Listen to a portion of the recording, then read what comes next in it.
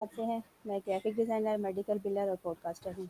आज हमारे साथ हमारे बहुत मुअज़्ज़ज़ मेहमान आवा हैं, जो कि content writer, SEO specialist, graphic designer और सोशल मीडिया मैनेजर हैं। तू शाहीन है, परवाज़ है काम तेरा, तेरे आगे आसमां और भी हैं। हम इनको अपने प्रोग्राम में वेलकम करते हैं। अस्सलाम वालेकुम उस्मान, कैसे हैं आप? वालेकुम अस्सलाम। मैं ठीक, आप बताएं। अल्हम्दुलिल्लाह। उस्मान, काइंडली इंट्रोड्यूस योरसेल्फ ताकि मेरे और आपकी ऑडियंस मज़ीद आपके बारे में जान सके। तो बेसिकली सबको मेरा नाम तो पता है। मेरा नाम उस्मान बावा है और मैं एक 21 इयर्स ओल्ड का स्टूडेंट भी हूँ मैं, और मैं साथ में काम भी करता हूँ फ्रीलांस। और मेरी एक एजेंसी भी है जो मैं रन करता हूँ, और मेरे अंडर में टीम काम करती है पूरी। ठीक है, साथ में मैं बीबीए कर रहा हूँ, बैचलर्स इन बिजनेस एडमिनिस्ट्रेशन।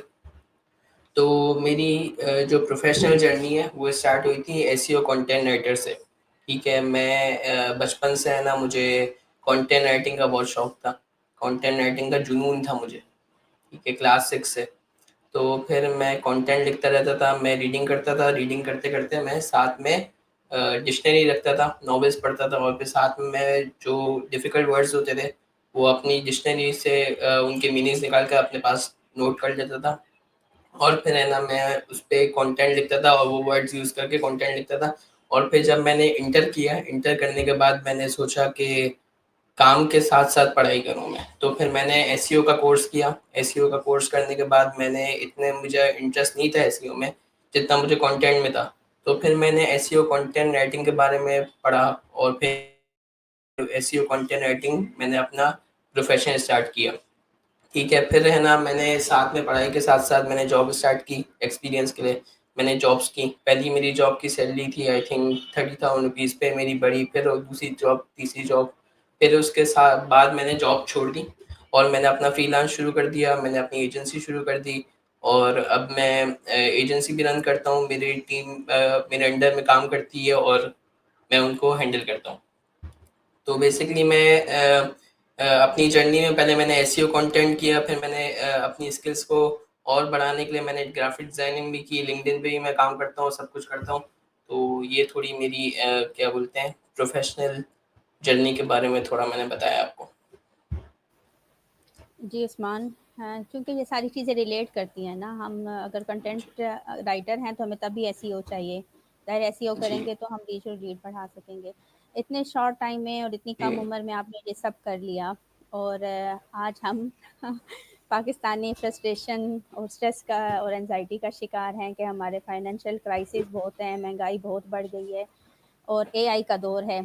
तो क्या इन हुँ। सारी चीज़ों को रिलेट करके हमें बताएँ कि कैसे हम विद इन शॉर्ट टाइम कितना टाइम पीरियड हमें चाहिए ये सब सीखने के लिए और आपकी स्टेज तक पहुंचने के लिए? आपको कितना टाइम पीरियड लगा? क्या देख ये आपका जुनून और आपकी मेहनत है जो आपको ज़्यादा जल्दी आगे बढ़ा के लेके आई, या वो क्या था? इसके बारे में बताइएगा।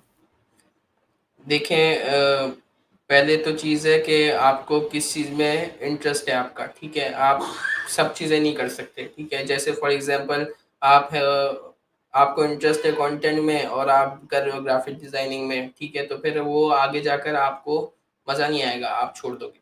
तो पहले आपको पता होना चाहिए आपका इंटरेस्ट किस चीज़ में है, ठीक है? फिर उससे रिलेटेड सीखें आप, और फिर उससे रिलेटेड जि जितना भी आप सीख लें, ठीक है, किसी से भी सीख लें, जब तक आप प्रैक्टिस नहीं करेंगे, आपका काम नहीं होगा, ठीक है। मैंने है ना बहुत सारे ऐसे राइटर्स देखे हैं, मेरे पास बहुत सारे मैसेजेस आते हैं लिंक्डइन पे कि है ना, हमारा क्या बोलते हैं, हम बहुत अच्छे कंटेंट राइटर हैं, हमारे को जॉब चाहिए, और है ना, हमारे को जॉब दें और हमारे को काम दें। लेकिन जब मैं उनकी टेस्ट लेता हूँ, जब मैं उनको बोलता हूँ कि ये थोड़े कीवर्ड्स हैं और इस पे आपको, तो उनको ये नहीं पता होता कि है ना कीवर्ड्स क्या होते हैं, मेटा डिस्क्रिप्शन क्या होती है, ये बिगिनर्स की चीज़ें हैं, ये उनको नहीं पता होता, और फिर वो बोलते हैं कि ना, तो स्किल आप सीखो पहले, फिर आप उसकी प्रैक्टिस करो, आप उसके बारे में पढ़ो, ठीक है। फिर उसके प्रैक्टिस कर करके आपकी शुरू में आपको थोड़ा मसला होगा, फिर आगे बढ़ोगे, आगे बढ़ोगे, आगे बढ़ोगे, फिर आपका मसला का होना खत्म हो जाएगा, बिल्कुल खत्म हो जाएगा मसला। फिर फॉर एग्जांपल मैं, जब मेरी स्टार्ट हुई थी जर्नी और मैंने एक जगह पे जॉब स्टार्ट की थी, तो मेरी जब 45,000 सैलरी थी मुझे याद है, तो मुझे टास्क मिली थी कि रोज़ आपको 4500 वर्ड्स देने रोज़, और विदाउट चैट जीपीटी। कोई चैट जीपीटी आप यूज़ करोगे तो आपका उनको पता लग जाएगा, ठीक है, क्योंकि उनके अंडर में सारी चीज़ें होती हैं, उनको पता लग जाता है। तो चैट जीपीटी के बगैर आपको पूरे 4500 वर्ड्स आपको डेली के लिखने हैं, दैट इज़ नॉट ईजी, ठीक है। तो फिर है ना, मैंने शुरू में पहले दिन आई थिंक 500 टू 1000 वर्ड्स लिखे और मैंने बोला ये मैं नहीं कर सकता, नहीं होगा मेरे से। लेकिन फिर थोड़े दिन गुजरे, करता रहा, फिर मेरी स्पीड ऐसी हो गई कि मैं एक एक दिन में I think 7000 to 8000 words without ChatGPT एक दिन में करता था, और मैंने पूरे ऑफिस का रिकॉर्ड तोड़ा था कि मैंने है ना 9000 words with in a day in 8 hours. In 8 hours time मैंने 9000 वर्ड्स किए थे विदाउट चैट जीपीटी। तो प्रैक्टिस से सब आता है, ऐसे कुछ नहीं आता। जब आप प्रैक्टिस करोगे तो आपकी प्रैक्टिस होगी, फिर आपका काम अच्छा होगा, लोगों को पसंद आएगा। प्रैक्टिस नहीं करोगे और है ना, यही चैट जीपीटी, मैं तो बोलता हूँ कि एसईओ कंटेंट राइटर को चैट जीपीटी कम से कम यूज़ करना चाहिए, क्योंकि चैट जीपीटी का जो कंटेंट होता है वो रैंक नहीं करता इतनी आराम से, ठीक है, इजीली रैंक नहीं होता, ठीक है। तो as an SEO content writer I always prefer कि है ना, चैट जीपीटी से आप आइडिया ले सकते हो, ठीक है। चैट जीपीटी बने इसलिए क्योंकि आप आइडिया ले सको, ऐसा नहीं कि आप है ना पूरा कॉपी करके आप उस पर लिख दो और फिर बाद में आपको ही मसला हो। तो ये चीज़ें हैं कि practice makes a man perfect. जी, और ये तो हर प्रोफ़ेशन के लिए है ना, सिर्फ़ जी। आपके प्रोफ़ेशन के लिए नहीं है। आप जो भी आपका पैशन है और जैसे आपने कहा कि जिसमें आपको इंटरेस्ट है, तो आप जिस चीज़ हम्म। को भी अडॉप्ट कर रहे हैं, उसके लिए आप जितनी प्रैक्टिस करेंगे, उतना आगे बढ़ेंगे। अच्छा है।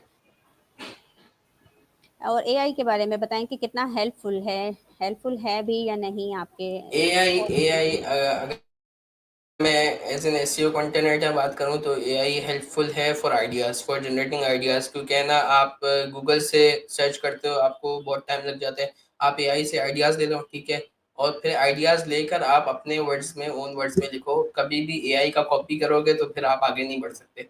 बिल्कुल, लोगों को मैंने देखा है कि है ना, वो पूरा पूरा एआई से कॉपी करके लिख देते हैं और फिर बाद में उनको मसला होता है, बाद में वो कंटेंट रैंक नहीं करता। तो as an SEO content writer मैंने दी है, मैंने भी चैट जीपीटी में यूज़ करता हूँ, मैं एआई टूल्स यूज़ करता हूँ, वो मैं सिर्फ इसलिए यूज़ करता हूँ ताकि मैं आइडियाज़ जनरेट कर सकूँ, उसके बाद मैं अपने वर्ड्स में अपने आइडियाज़ से लिखता हूँ। तो एआई हेल्पफुल है जस्ट फॉर जनरेटिंग आइडियाज़। जी, उस्मान, और एक चीज़ मैंने नोट किया है कि जैसे अब लिंक्डइन पे कमेंट्स हम कर रहे होते हैं, तो कमेंट में वो सारा कॉपी करके और उससे कमेंट करवा लिया, तो अपनी थिंकिंग पावर कम नहीं होगी कि हम सोचना ही हमने कम कर दिया है और हम फ़ौरन-फ़ौरन वो चीज़ वहाँ देते हैं, पढ़ते हैं ही नहीं और वही चीज़ रीटाइप कर देते हैं वहाँ पे। ये एक चीज़ है कि बहुत सारे लोगों को मैंने देखा है लिंक्डइन पे कि चैट जीपीटी से कमेंट्स लिखते हैं और फौरन वर्ड टू वर्ड उधर से कॉपी करके उधर से पेस्ट करके लिख देते हैं, ठीक है, कमेंट कर दी। उससे साफ साफ पता लग जाता है कि this comment is done by chat GPT, ठीक है। तो आपको चैट जीपीटी को या एआई टूल को लेवरेज करना आना चाहिए, यूज़ करना आना चाहिए सही तरीके से, ठीक है। अब एक बंदा है जिसने है ना, क्या बोलते हैं, एक कमेंट लिखता है 10 मिनट में, ठीक है, अच्छी कमेंट 10 मिनट में लिखता है, वही चैट जीपीटी से वो हेल्प लेकर वो कमेंट 2-3 मिनट में लिख देता है, ठीक है, और वो लेवरेज करता है, ठीक है। जैसे कभी कभार मेरा दिमाग नहीं चल रहा होता, मैं चैट जीपीटी से पूछता हूँ, ठीक है, उससे कमेंट्स लिखता हूँ और फिर है ना, मैं अपने वर्ड्स में उसको एक्सप्लेन करता हूँ। ऐसा नहीं कहना बिल्कुल कॉपी किया पेस्ट किया, पता लग जाएगा साफ साफ। मेरे पास बहुत सारे ऐसे कमेंट्स आते हैं जिससे पता लग जाता है कि बिल्कुल जीपीटी का लिखा हुआ है, ठीक है, तो पता लग जाता है। तो आपको लेवरेज करना आना चाहिए। और ये तो है कि पहले जब चैट जीपीटी नहीं आया था, मतलब चैट जीपीटी नया नया आया था, तो मैं यूज़ नहीं करता, मुझे पता नहीं था इसके बारे में। तो उस टाइम पे मेरी जो थिंकिंग की क्रिएटिविटी जो थी वो ज़्यादा थी एज कम्पेयर टू नाउ, क्योंकि अब चैट जीपीटी आ गया, ठीक है, अब आपको है ना, अब आप चैट जीपीटी के बगैर यूज़ कर कर लिखोगे, बगैर यूज़ करे लिखोगे, तो आपको ये होगा कि है ना, आपको जो चीज़ आप पहले आधे घंटे में करते थे वो अब आप 1 घंटे में करोगे। तो ये होता है, लेकिन अगर आप सिर्फ आइडियाज़ के लिए करो तो फिर आपकी ये मसला नहीं होता आपको।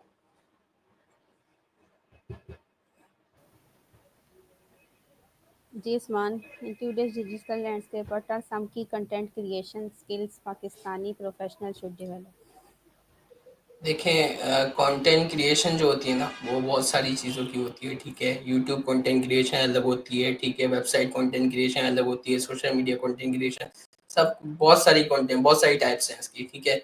लेकिन मैं एज एन एसईओ एक्सपर्ट हूँ, एसईओ एक्सपर्ट कंटेंट राइटर। तो अगर मैं एसईओ कंटेंट राइटर के बारे में बात करूँ तो उसके कंटेंट क्रिएशन स्किल्स में जो प्रोफेशनल्स होते हैं उनको कुछ चीज़ों का मतलब कि ध्यान रखना पड़ता है, ठीक है। सबसे पहले उनको ये ध्यान रखना पड़ता है कि कभी भी एसईओ कंटेंट जो लिखता है बंदा, वो कभी भी जैसे मैंने बताया कि चैट जीपीटी से कॉपी पेस्ट करके नहीं लिखे, ठीक है। उसका कोई फ़ायदा नहीं होता, ठीक है। मैं as an SEO expert content writer बात कर रहा हूँ, ठीक है, कि है ना चैट जीपीटी का कंटेंट कभी भी रैंक नहीं होगा, ठीक है, अगर आपने कॉपी पेस्ट किया है तो। दूसरी चीज़, आपको कीवर्ड रिसर्च जो कि बहुत इंपॉर्टेंट होती है, SEO as an SEO content writer keyword research करना आपको वो आनी चाहिए। उसके बगैर आपका काम नहीं चलता, ठीक है। कीवर्ड रिसर्च कैसे करनी है वो आना चाहिए, ठीक है। और जो एसईओ ट्रेंड्स होते हैं जो अक्सर चेंज होते रहते हैं, ठीक है, अपडेट होते रहते हैं, गूगल अपडेट करता रहता है। तो उन एसईओ ट्रेंड्स को हमेशा देखना चाहिए, ठीक है, रिसर्च करनी चाहिए। Research is very important. अगर आप रिसर्च नहीं करोगे तो आप आगे नहीं बढ़ सकते, ठीक है। कंटेंट क्रिएशन में रिसर्च बहुत इंपॉर्टेंट है, ठीक है। बहुत सारे हर स्किल में इंपॉर्टेंट है, लेकिन कंटेंट राइटिंग ऐसी है कि रिसर्च के बगैर आप नहीं लिख सकते, ठीक है। रिसर्च आप करोगे। मैं जब चैट जीपीटी नहीं यूज़ करता था तो मैं एक कंटेंट लिखने के लिए आई थिंक 5 ब्लॉग्स पढ़ता था, फिर मुझे थोड़े आइडियाज़ आते थे, 5-6 ब्लॉग्स पढ़ता था, फिर मैं लिखना शुरू करता था। तो बगैर आप रिसर्च करे आप लिख नहीं सकते, आपका दिमाग बंद हो जाएगा, आपको समझ नहीं आएगा करो क्या। तो है ना, ये चीज़ है कि as an SEO content writer आपको रिसर्च ज़रूरी है, कीवर्ड रिसर्च आपको आनी चाहिए, एसईओ ट्रेंड्स को फॉलो करना चाहिए, ठीक है। कुछ चीज़ें ऐसी हैं कि ये फॉलो करके आप एक अच्छे एसईओ कंटेंट राइटर बन सकते हैं।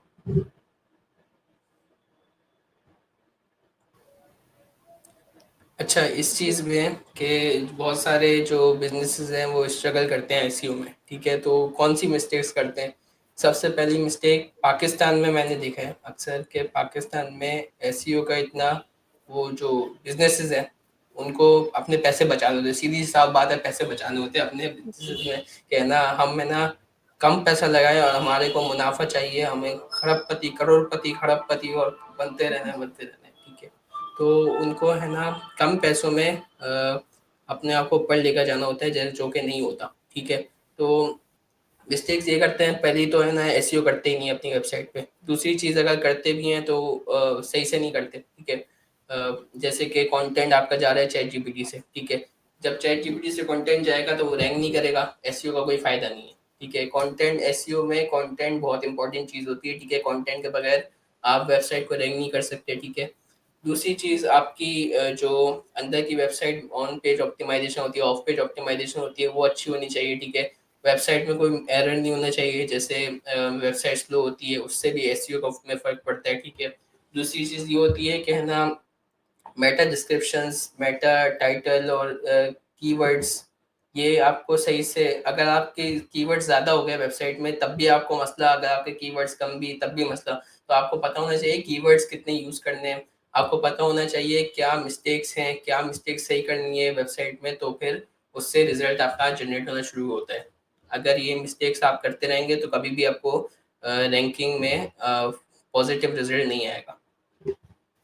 उस्मान, कुछ टूल्स भी बता दें जो आप यूज़ करते हैं रैंकिंग के लिए या एसईओ के लिए।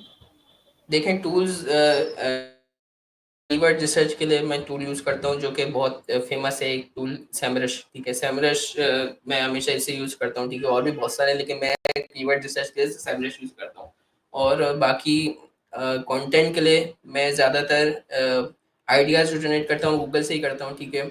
और बाकी ग्रामरली, ग्रामरली मैं यूज़ करता हूँ उसके लिए, ग्रामर चेक करने के लिए, मिस्टेक्स चेक करने के लिए, और प्लेजरिज्म चेक करने के लिए भी ग्रामरली कभी यूज़ कर लेता हूँ। और भी और टूल्स है प्लेजरिज्म चेक करने के लिए। मैं अक्सर small SEO tools dot com के नाम से एक वो है वेबसाइट, उधर से चेक करता हूँ प्लेजरिज्म।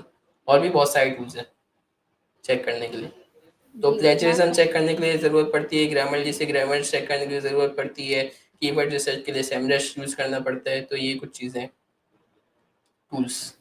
जी उस्मान, जब हम स्टार्ट से अभी हमने स्टार्ट ही लिया है और अब हम सीख रहे हैं, तो क्या स्टार्ट से ही हमें पेड टूल यूज़ करने चाहिए या हमें आहिस्ता-आहिस्ता उनकी तरफ जाना चाहिए कि जब तक हम खुद एस्टेब्लिश हो देखें जाएँ और पहले तो है ना आपको स्टार्ट में खूब प्रैक्टिस करनी है, ठीक है? प्रैक्टिस करने के लिए अगर आप कीवर्ड्स आपको कीवर्ड रिसर्च करने के लिए भी बहुत सारी चीज़ें देखनी पड़ती हैं, ठीक है? आप है ना 2 कीवर्ड्स होते हैं, ठीक है? एक शॉर्ट टेल कीवर्ड होता है, एक लॉन्ग टेल कीवर्ड होता है, ठीक है? लॉन्ग टेल कीवर्ड आप गूगल से निकाल सकते हैं, जैसे फॉर एग्ज़ाम्पल आपका एक कीवर्ड है फ़ोकस कीवर्ड, ठीक है? आपने गूगल पे सर्च किया, ठीक है? फ़ोकस कीवर्ड है आपका ब्लैक लेदर जैकेट, आपने फ़ो सर्च कर दिया ब्लैक लेदर जैकेट गूगल पे।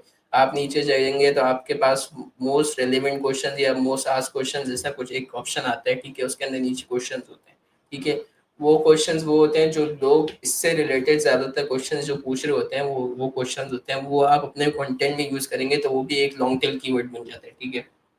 तो ये एक स्ट्रैटेजी है कंटेंट को रैंक करने के लिए कि जो ज़्यादातर क्वेश्चंस पूछे जाते हैं वो आप अपने कंटेंट में यूज़ करते हो तो कंटेंट रैंक होता है आपका, ठीक है।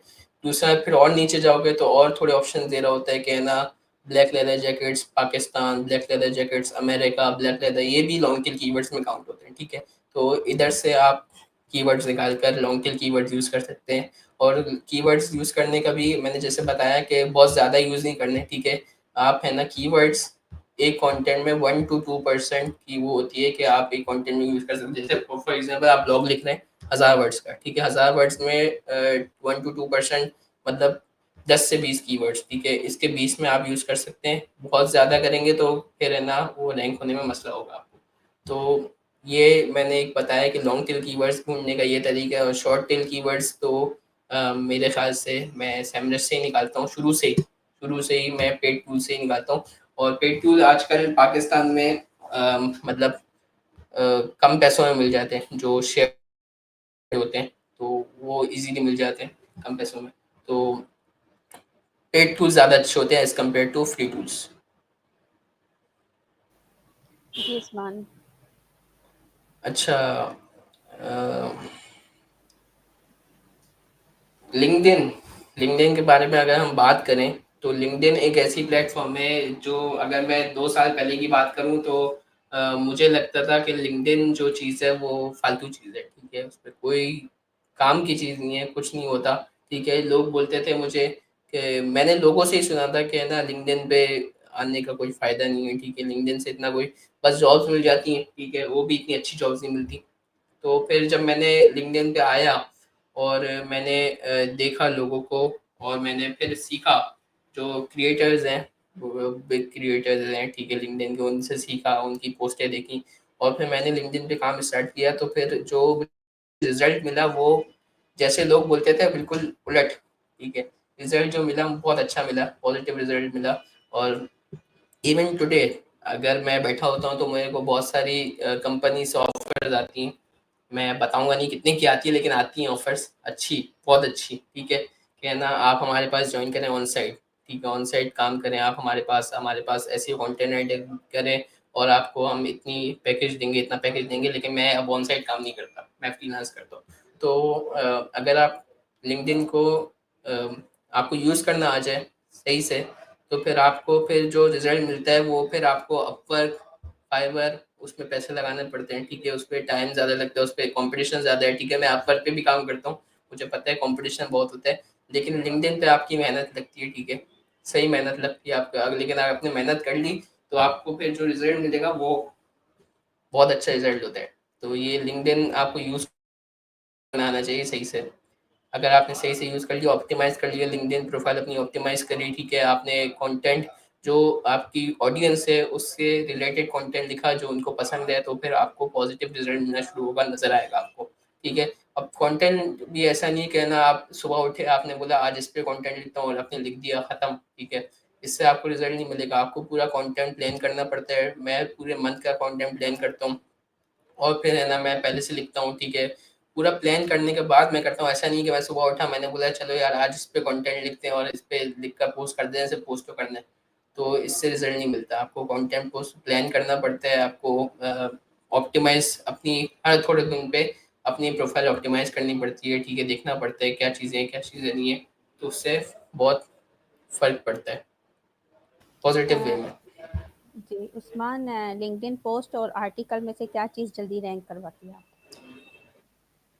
देखें आर्टिकल जो होते हैं ना, आर्टिकल अगर आप लिखें, जैसे ब्लॉग्स लिखते हैं लिंक्डइन पे, एक सेक्शन आ रहा होता है आर्टिकल का, ठीक है, उसके अंदर भी आप कीवर्ड्स डालकर आप लिखते हैं तो और इजीली रैंक हो जाता है, क्योंकि LinkedIn is a very big platform, ठीक है, इस पे बहुत सारे ऑडियंस है, ठीक है, बहुत सारी ऑडियंस है।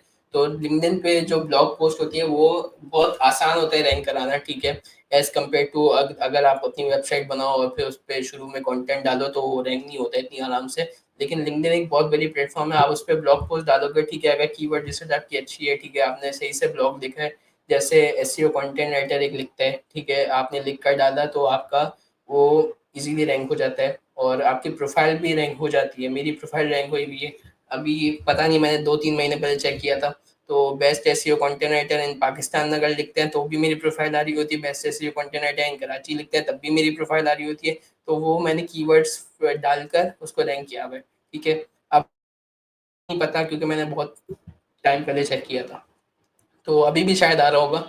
तो ब्लॉग्स रैंक कराना आसान है as compare to post LinkedIn पे, क्योंकि ब्लॉग्स बड़े होते हैं, उस पर कीवर्ड्स ज़्यादा होते हैं, तो रैंक कराना उसको आसान है।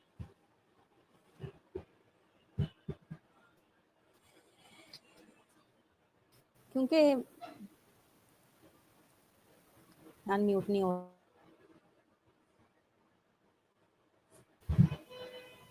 जी उस्मान, और जब हम कंट्रीब्यूशन देते हैं तो हमारी कंट्रीब्यूशन भी तो उन्हीं आर्टिकल्स में ही होती है ना, जी, जो हम कंट्रीब्यूशन कंट्रीब्यूट आप करें। देते हैं, कंट्रीब्यूशन देते हो उसका भी आपको एक पॉजिटिव, लोग समझते हैं कि कंट्रीब्यूशन से पहले आपको एक वो बैज मिल जाता है, ठीक है, जो कंट्रीब्यूशन आप देते हैं आर्टिकल में उसमें आपको सिर्फ एक बैज मिल जाता है, top web content writing voice और ग्राफिक डिजाइन वॉइस और फलाना फलाना। लेकिन उससे आपको आपकी रैंकिंग में भी फर्क नजर आता है, ठीक है, आप कंट्रीब्यूशन डालते रहोगे, आपके कंट्रीब्यूशन से लोगों को पता लगेगा आपको कितनी नॉलेज है क्या है, उससे आपको रिजल्ट भी पॉजिटिव मिलते हैं, सिर्फ ऐसा नहीं है कि सिर्फ बैज आ जाएगा आपके पास, तो कॉन्ट्रीब्यूशंस भी डालनी चाहिए। अच्छा, जो आजकल के मैंने बहुत सारे देखे हैं कि बहुत सारे लोग मेरे पास आते हैं, मेरे पास सीरियसली बहुत सारे लोग आते हैं, जब मैं उनको बोलता हूँ कि मैं ये कर रहा हूँ, ये कर रहा हूँ, ये कर रहा हूँ, ये कर रहा हूँ, फलाना, तो बोलते हैं हमें भी कुछ जॉब दें, हमें भी कुछ, क्योंकि ज़्यादातर आप देखेंगे कि ना आजकल जो पाकिस्तानी कंपनीज़ हैं वो एक बंदा बैचलर्स करके निकलेगा तो उसको जॉब पे रखेंगे 15-20 हज़ार रुपये पे, ठीक है, जो कि आजकल के ज़माने में 15-20 हज़ार इज़ नथिंग, ठीक है, स्पेशली जब बंदे निकलते हैं क्या बोलते हैं डिग्री लेकर, ठीक है, डिग्री लेकर निकले 25-26 साल की एज है, ठीक है, शादी भी होने वाली है। अब मैं मेरी ये बात करूं, मैं तो थोड़े टाइम पहले मैंने एक स्टूडेंट को पढ़ाया था, ठीक है, तो उसने मुझे अभी थोड़े दिन पहले मैसेज किया, कहना मुझे है ना शादी करनी है, क्योंकि मैं 28 साल का हो गया हूँ, शादी करनी है, शादी भी करनी है, तो है ना मुझे जॉब चाहिए, ये है वो है। तो बंदे को पहले से ही जब वो स्टूडेंट होता है, स्टूडेंट लाइफ होती है, स्टूडेंट लाइफ में आपको साथ साथ स्किल सीखनी चाहिए, स्किल सीख कर आपको काम करना चाहिए, ठीक है। अगर आपकी स्किल्स नहीं है आजकल के ज़माने में, अगर आपके पास स्किल नहीं है तो आपका यही जब आप निकलोगे 25-30 हज़ार पे, 50 हज़ार, ज़्यादा से लाख रुपए, बहुत मुश्किल हो गया पाकिस्तान में सरवाइव करना। स्किल्स पे आपको ऐसा होता है कि अगर आप स्किल सीख लो, आप उस पे काम करो, जब से आप जैसे इंटर करके निकले, आपने साथ में यूनिवर्सिटी के साथ पढ़ भी रहे हो, आपने स्किल्स पे काम किया, ठीक है, थोड़ा-थोड़ा आपकी प्रैक्टिस होती रही। जब आप 26-27 साल के निकलोगे तो आपका एक एक्सपीरियंस होगा, ठीक है, आपकी एक प्रैक्टिस होगी, ठीक है, आपको लोग अलग तरीके से जानेंगे। जब अब फॉर एग्ज़ाम्पल मैं अपनी एग्ज़ाम्पल दूँ तो अगर मैं इंटर के बाद बोलता कि अभी तो मुझे पढ़ाई करनी है, ठीक है, मैं पढ़ाई करता हूँ पूरा टाइम, फुल टाइम, और फिर बाद में मैं ना अपना काम करूँगा, तो फिर ये होता कि 24-25 साल की उम्र में मैं निकलता, ठीक है, ग्रेजुएशन करके, फिर मैं जॉब ढूंढता रहता कि जॉब मिल जाए, जॉब मिल जाए, फिर मिलती मुझे इंटर्नशिप की जॉब 20 हज़ार रुपये की, ठीक है, फिर थोड़े टाइम बाद में ना 28 साल, वो थोड़े 2-3 साल गुजरते, 28-29 साल का होता, और फिर ना मेरे पास जॉब होती है 50-60 हज़ार रुपये की, जो नथिंग है, ठीक है, आजकल के ज़माने में, ठीक है। तो आपको पहले से स्टूडेंट लाइफ से आपको स्किल सीख कर आपको उस पे काम करना है साथ साथ, तो फिर आपको एक अलग चीज़ दिखेगी जब आप बैचलर्स करके निकलेंगे। तो ये चीज़ ज़हन में रखनी है। और एक चीज़ बहुत मैटर करती है ना, अब आप तो क्लियर थे इस चीज़ में कि आपका पैशन है, आपको कंटेंट राइटिंग शुरू से ही पसंद है, तो आपने उसी से रिलेटेड दो दो चीज़ें ऐसी हो जैसे ज़रूरत हुई या उन्हीं चीज़ों को फोकस आप उन्हीं पे रहे और उसी चीज़ को आपने अडॉप्ट किया। हम लोग फोकस्ड नहीं होते, कभी हम एक चीज़ में जा रहे हैं तो अब ये चीज़ तो हमें सूट ही नहीं कर रही, यहाँ से तो अब हम ये कमा ही नहीं पा रहे, तो हम दूसरी चीज़ ये पे, दूसरे तीसरे पे, ये वाली चीज़ बहुत इस पे बताइएगा कुछ। ये चीज़ है ना, मेरे में भी पहले थी कि है ना, मैंने मैट्रिक किया, उसके बाद मैंने एक कोर्स किया अमेज़न का, ठीक है? अमेज़न का कोर्स किया, जो कि मुझे एक कान से सुनता था, दूसरे कान से निकल जाता था, समझ कुछ नहीं आता था, ठीक है? अमेज़न का कोर्स किया, फिर मैंने एनईडी में जो कराची में एनईडी यूनिवर्सिटी है, ठीक है? उस पे एक कोर्स करा रहे थे सॉफ्टवेयर इंजीनियरिंग का, तो मैं एक क्या बोलते हैं कॉमर्स की फील्ड वाला सोचा मैंने, मैं सॉफ्टवेयर इंजीनियरिंग करूँ क्यों ना। 3 महीने के कोर्स में सॉफ्टवेयर इंजीनियर बना देंगे आपको, क्या बना देंगे आपको, ठीक है? तो है ना बंदे को आइडिया नहीं होता करना क्या है, पता ही नहीं है, जिसमें घुस जाएँ। तो है ना, आपको पहले चीज़ देखनी है, ठीक है? कि आपका स्किल, जो आप स्किल सीख रहे हो, उसमें आपका इंटरेस्ट है भी या नहीं है। जैसे मैंने सॉफ्टवेयर इंजीनियरिंग में घुस तो गया, लेकिन 2 क्लासें निकल कर मैंने उसको छोड़ भी दिया और पैसे भी मेरे ज़ाया हो गए, ठीक है? तो पहले आप देखो कि आपका इंटरेस्ट किस चीज़ में है, फिर आप करो।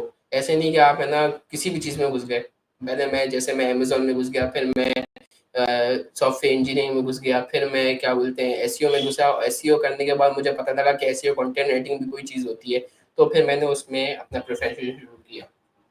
तो आपको माइंड में रखना है कि आपको पहले देखना है कि स्किल आपकी कौन सी है। ऐसा नहीं कि आपने किसी बंदे को देखा कि ये एसईओ कंटेंट राइटर है, ये महीने का 2 लाख रुपए कमा रहा है, तो मैं भी 2 लाख रुपए कमाऊंगा, मैं भी कंटेंट राइटिंग शुरू कर देता हूँ। फिर 2-3 दिन बाद वो बोलेगा यार कंटेंट तो लिखना बहुत मुश्किल है, मैं नहीं कर सकता, मैं ग्राफिक डिजाइनिंग में घुसता हूँ, 4 लाख रुपए कमाऊंगा। फिर वो ग्राफिक डिजाइनिंग से भी हट जाता है। तो आपको पता होना चाहिए इंटरेस्ट किसमें है।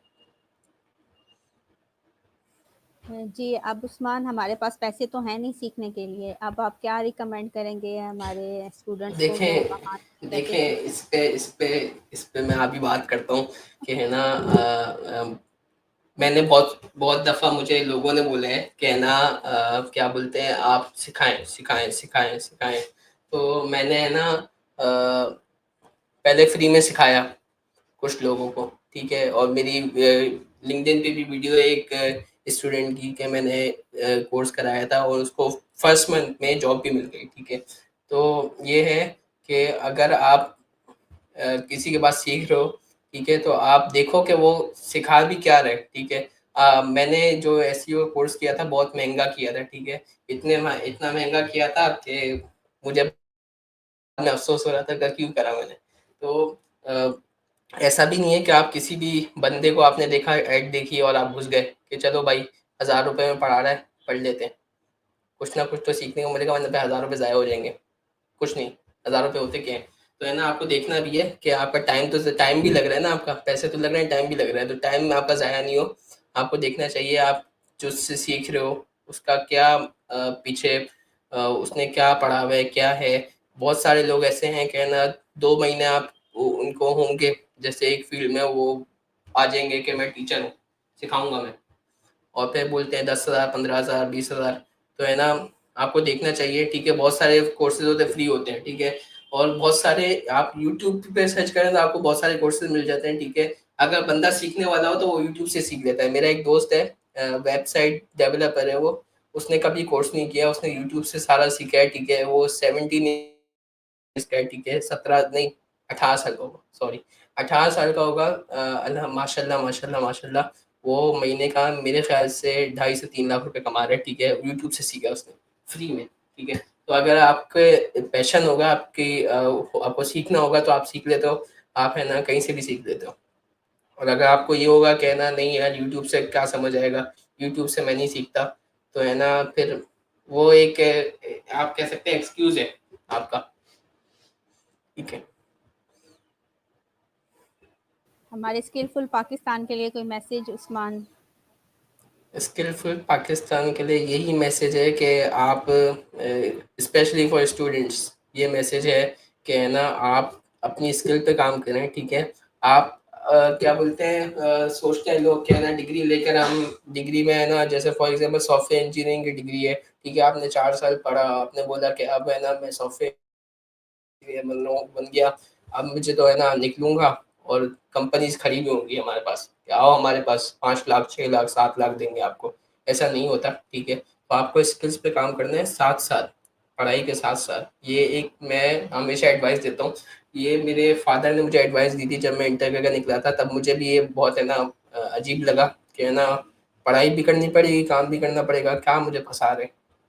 ठीक है, मुझे 2-3 दोस्तों ने ये बोला कि है ना तेरे को तो है ना काम हो गया तेरा, तू पढ़ेगा भी और तू काम भी करेगा, हो गया तेरा कबाड़ा, ना पढ़ सकेगा ना काम कर सकेगा। आज मैं दोनों चीज़ें कर रहा हूँ, ठीक है, और आज वही लोग मेरे पास आकर बोलते हैं कि हमें भी कुछ सिखा दो, ठीक है। तो पढ़ाई के साथ साथ आपको स्किल लेनी चाहिए,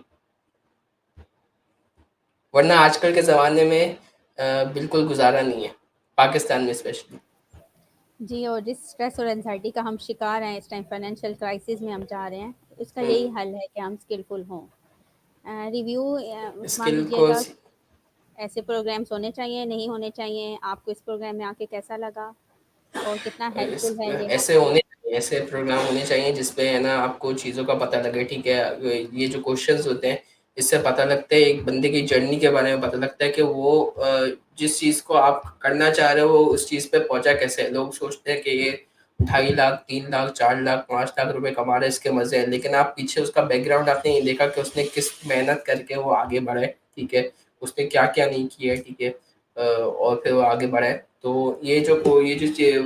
होते हैं प्रोग्राम्स, ये इसमें आपको पता लगता है कि मेहनत करने से सब कुछ आता है, ठीक है, ऐसे ही कुछ नहीं आ जाता कि है ना आप आज आपने स्किल सीखी, दूसरे दिन आपको है ना अ, आप बन गए एक्सपर्ट, ठीक है, और तीसरे दिन आपकी जॉब लग गई 6 लाख रुपए की, 7 लाख रुपए की।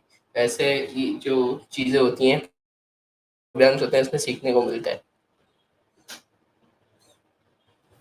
जी, हाँ, उस्मान हमारे लिए मोटिवेशन है, स्पेशली यंगस्टर के लिए कि उन्होंने कम छोटी उम्र में और बहुत कुछ उन्होंने हासिल कर लिया, पढ़ भी रहे हैं और काम भी कर रहे हैं। और तो हम एक और चीज़ मैं बता दूँ, जैसे आपने बोला कि जिनके पास पैसे नहीं होते वो कैसे सीखें, ठीक है? तो मैं अपनी बात करूँ तो मैंने बहुत सोचा इस बारे में कि है ना क्या अपनी जो यंग जनरेशन है, स्टूडेंट्स है, उनको क्या करके इस चीज़ पे लाया जाए कि वो स्किल सीखें, ठीक है? तो अभी अ, बहुत ही जल्द, मतलब very soon I am starting my academy, ठीक है, जो स्किल की एकेडमी होगी जिसमें है ना हम आपको एक-एक स्किल सिखाएँगे, जैसे ग्राफ़िक डिज़ाइनिंग, पूरी graphic designing A to Z, ठीक है। आपको ग्राफ़िक डिज़ाइनिंग सिखाएँगे, उसके बाद आपको उससे रिलेटेड जॉब्स भी आपको प्रोवाइड करेंगे। फॉर एग्ज़ाम्पल जैसे ग्राफ़िक डिज़ाइनर एक बंदा बन गया उसमें से, अब ऐसा नहीं है कि आपके पास 100 बंदे पड़े हैं तो आप 100 को आप जॉब दोगे, ठीक है।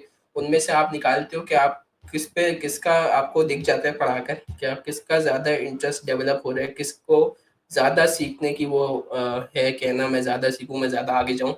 उससे पता लग जाता है पढ़ाने से, जब उसकी कंट्रीब्यूशन आती है तो आपको पता लग जाएगा। तो फिर हम लोग ये कोर्सेज़ कराएँगे, ठीक है, हम लोग जॉब्स भी प्रोवाइड करेंगे क्योंकि हमारे पास स्पेशली ग्राफ़िक डिज़ाइनिंग का अल्हम्दुलिल्लाह बहुत काम आता है, ठीक है। अपवर्क से भी आता है, लिंक्डइन से भी आता है, अलग-अलग आईडीज़ हैं हमारी अपवर्क और लिंक्डइन पे, तो हमारे पास बहुत काम आता है और हमारे पास डिज़ाइनर्स भी कम पड़ जाते हैं कभी-कभार। तो इसलिए हम लोग ये स्किल्स प्रोवाइड करेंगे, ठीक है। और ऐसा तो नहीं है कि हर किसी की मेहनत लगती है, ठीक है। अब वो बंदा बोले कि है ना भाई आप पढ़ा रहे हो तो आप फ्री में पढ़ाओ ना, लेकिन एक बंदे की मेहनत लग रही है, ठीक है, उसका मार्केटिंग पे सारा बजट लग रहा है, ठीक है, उसका मेहनत लग रही है, ठीक है, उसको टीचर्स जो है उनको पे करना है, सब कुछ करना है, तो एक मेहनत लगती है, फिर पेमेंट और सब कुछ। तो इतने हम लोग इतने ओके इतने रेट्स में करा रहे हैं जो कि कोई नहीं करा रहा होगा, जो करा रहे होंगे और फिर वो कैसा करा रहे होंगे पता नहीं, ठीक है। तो और जो टीचर्स होंगे वो भी बहुत जल्द पता लगेगा कौन होंगे, क्योंकि है ना जो टीचर्स मैं रख रहा हूँ वो एक लिंक्डइन पे उनका एक नाम है, ठीक है, बहुत नाम है उनका, ठीक है। और जो मेरे पास ऐसे एक्सपर्ट्स हैं जिनका काम कभी मैंने देखा नहीं कि उनका काम कभी है ना वो कि है ना क्लाइंट को पसंद नहीं आया, बहुत कम। जो टीचर्स होंगे उनकी बात कर रहा हूँ मैं, क्योंकि वो मेरे पास ही काम करते हैं, मुझे पता है। तो है ना हम लोग ग्राफिक डिज़ाइनिंग का कोर्स कराएँगे, कंटेंट राइटिंग का कोर्स कराएँगे, लिंक्डइन का कोर्स कराएँगे, अपवर्क का कोर्स कराएँगे और वो ऐसे रेट्स में कराएँगे जो कि बहुत कम होंगे, ठीक है? ताकि किसी को ऐसा नहीं बोझ नहीं लगे कि है ना यार मैं ये करूँ और फिर ये है ना मेरा नहीं चले और फिर है ना मेरे पैसे ज़ाया हो जाए, बोझ नहीं लगे किसी को, ठीक है? तो ये एक बहुत जल्द आने वाली है, ठीक है? लिंक्डइन पे मेरे मैं अनाउंस करूँगा, तो बी रेडी फॉर इंशाल्लाह दिस। आपके अनाउंसमेंट के साथ-साथ ही आपको एक स्टूडेंट तो मिल गया जो मेरी बेटी है। आपको इंशाल्लाह आपकी अकेडमी जॉइन करेगी और ये सब आपसे सीखेगी। इंशाल्लाह, इंशाल्लाह इंशाल्लाह, और आपको इंशाल्लाह, रिज़ल्ट भी मिलेगा, इंशाल्लाह। इंशाल्लाह, इंशाल्लाह। जी ये था आज का सेशन जो कि आपके लिए मोटिवेशन था स्पेशली यंगस्टर के लिए कि उस्मान ने कैसे सब कुछ अभी तक इतनी एज में कितना कुछ कमा रही है।